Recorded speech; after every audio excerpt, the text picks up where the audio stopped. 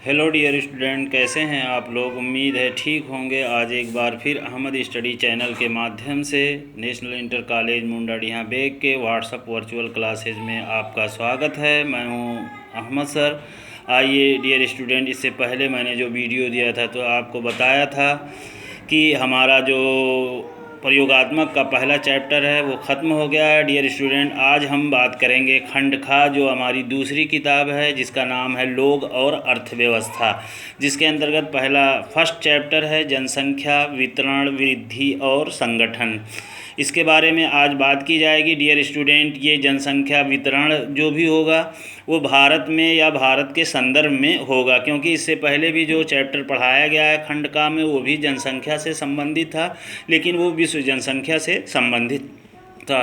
तो dear student, सबसे पहले हम यहाँ जनसंख्या के बारे में देंगे कि जनसंख्या क्या होती है। जनसंख्या के बारे में मैंने आपको बताया है कि लोगों का फैलाव, लोगों का जो है जिस क्षेत्र या देश में जो संख्या होती है उसी को हम जनसंख्या कहते हैं। डियर स्टूडेंट, हमारे देश में जनसंख्या के आंकड़ों का स्रोत क्या होता है, सबसे पहले इसी को हम देखते हैं कि जनसंख्या के आंकड़ों का स्रोत हम किसे मानते हैं।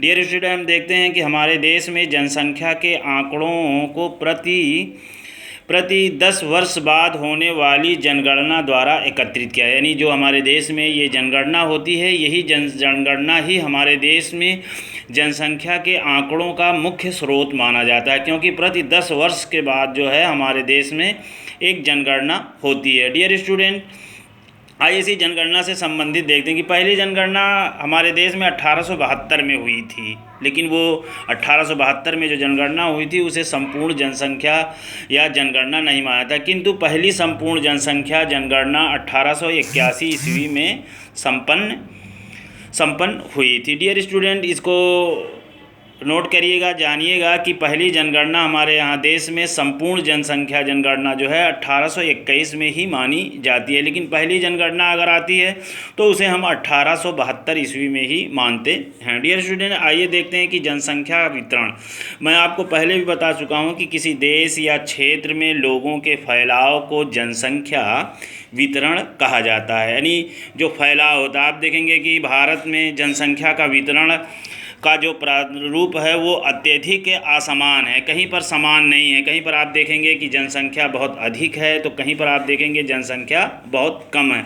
जैसे हमारे देश के राज्यों और केंद्र शासित प्रदेशों के अंतर्गत आप देखेंगे कि उत्तर प्रदेश की जनसंख्या सर्वाधिक है, यानी सबसे ज़्यादा पूरे भारत के अंतर्गत आप देखेंगे उत्तर प्रदेश की जनसंख्या सबसे अधिक है। इसके पश्चात जो है आप देखेंगे महाराष्ट्र है, पश्चिम बंगाल और पश्चिम बंगाल, बिहार का स्थान आता है, जो प्रथम जनसंख्या वाले क्षेत्र माने जाते हैं या सघन जनसंख्या वाले, सबसे अधिक सघन जनसंख्या वाले क्षेत्र माने जाते हैं। किंतु कुछ अन्य राज्य हैं जिसके अंतर्गत हम मध्यम जनसंख्या वाले राज्यों के अंतर्गत रखते हैं, जिसके अंतर्गत आप देखेंगे तमिलनाडु, मध्य प्रदेश, राजस्थान, कर्नाटक और गुजरात। ये मध्यम जनसंख्या वाले क्षेत्र हैं जहाँ पर प्रथम या सघन जनसंख्या से कुछ कम जनसंख्याएं जो है क्या होती हैं, पाई जाती हैं। डियर स्टूडेंट, ये सघन जनसंख्या वाले क्षेत्र और मध्यम जनसंख्या वाले क्षेत्र ये पूरे राज्य मिल करके देश की कुल जनसंख्या का 76% भाग माना जाता है। यानी आप देखेंगे कि उत्तर प्रदेश, महाराष्ट्र और पश्चिम बंगाल जो आपके सघन संख्या वाले क्षेत्र हैं, इसके अलावा जो मध्यम वाले हैं तमिलनाडु है, मध्य प्रदेश है, राजस्थान है, कर्नाटक और गुजरात हैं, ये सब मिल करके ये हमारे देश की कुल जनसंख्या का 76% भाग जो है माना जाता है, या 76% जनसंख्या इन्हीं राज्यों में जो है क्या करती है, निवास करती है। इसी दूसरी ओर आप देखेंगे जम्मू कश्मीर में 1.04% है, अरुणाचल प्रदेश में आप देखेंगे 0.84% है और उत्तराखंड में देखेंगे 0.83% जैसे राज्य की जनसंख्या का आकार है। डियर स्टूडेंट, ये राज्य अपने आकार और अपने भौगोलिक क्षेत्र में बहुत ही विशाल माना जाता है, किंतु इन राज्यों में इनकी विशालता के कारण जनसंख्या का वितरण या जनसंख्या बहुत कम है या जनसंख्या का आकार अत्यंत ही छोटा है। डियर स्टूडेंट, आगे देखेंगे कि भारत की जनसंख्या वितरण के कारक, जनसंख्या वितरण किस प्रकार होता है कि हम देखते हैं कि कहीं पर बहुत ज़्यादा जनसंख्या है, कहीं बहुत अधिक, यानी असमान वितरण है। जो वितरण है देश के अंतर्गत, वो फैलाव जो है जनसंख्या का वो कहीं समान नहीं, बहुत असमान है।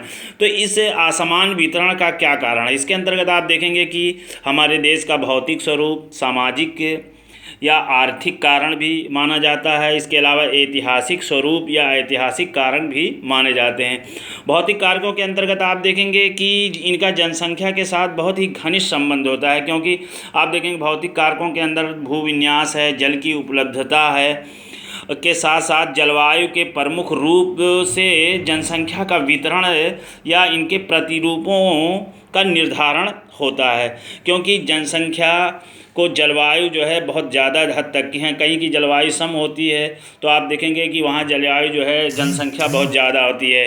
कहीं पर कृषि प्रदेश पाए जाते हैं, वहाँ भी जनसंख्या बहुत ज़्यादा होती है। जैसे उत्तर प्रदेश मैदानी इलाका है, मैदानी क्षेत्र है, एक कृषि क्षेत्र है, जल की उपलब्धता है। इन सब कारणों से आप देखेंगे कि यहाँ जनसंख्या का वितरण अधिक है। सामाजिक कारक के अंदर ट्रेडिशनल सामाजिक रूढ़ियाँ, परंपराओं, रीति रिवाजों व धर्म आदि इस जनसंख्या वितरण प्रतिरूप में मुख्य कारण माना जाता है। आर्थिक के अंतर्गत आप देखेंगे नगरीय, सामाजिक, खनिज संसाधन एवं उनकी संसाधनों वाले राज्य एवं नगरों की जनसंख्या का सांद्रण अति तीव्र हुआ है। बहुत सारे जो है, जैसे आप देखेंगे कि झारखंड है, झारखंड बिहार से जब से अलग हुआ है तब आप देखेंगे कि वहाँ जनसंख्या बहुत कम हुई, लेकिन जो खनिज संपादन वाला क्षेत्र है, राज्य है, इसके कारण जो है आप देखेंगे कि ऊर्जा के जो है स्रोत हैं, तो इनके कारणों से जो है वहाँ पर भी जनसंख्या का सांद्रण बहुत ही तीव्र से हुआ, यानी वो विरल से मध्यम वर्ग के अंतर्गत जो है अब आने लगे हैं। जनसंख्या वितरण में के सामाजिक, आर्थिक और ऐतिहासिक कारकों में से